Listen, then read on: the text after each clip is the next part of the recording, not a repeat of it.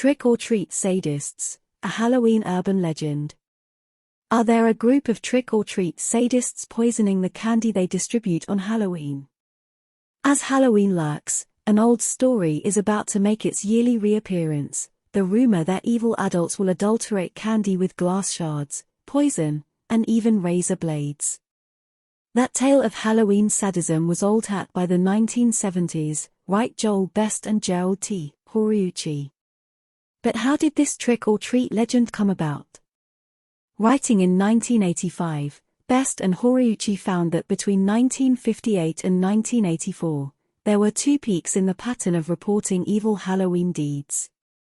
Given the history of tragic accidents on Halloween, they write, it made sense that parents would warn kids about the dangers of trick-or-treating.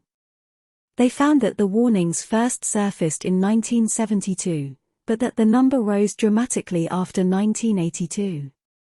Best and Horiuchi determined, however, that the threat was greatly exaggerated.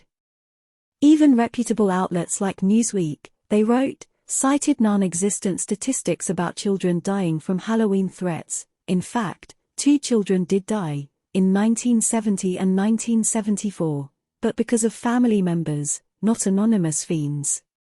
In addition, Best and Horiuchi found, many such stories were of questionable authenticity and the press was only part of the problem. The idea of Halloween sadists had clearly become an urban legend.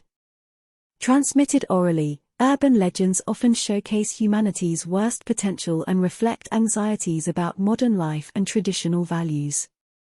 In the early 1970s, they write, social tension was expressed in terms of tall tales about evil, candy-adulterating sadists.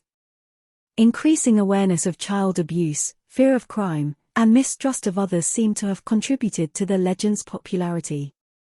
Faced with the intense social pressures of the 1970s, write Best and Horiuchi, people played into urban legends that expressed threats to society's most vulnerable and precious group, children. After all, they write, Halloween represents a transition from private, restrained behavior to public, mass behavior that is both commercial and highly social. As trick-or-treaters enter strange homes, they write, society was also entering strange new territory as urbanization, race parity, and increased crime challenged social norms.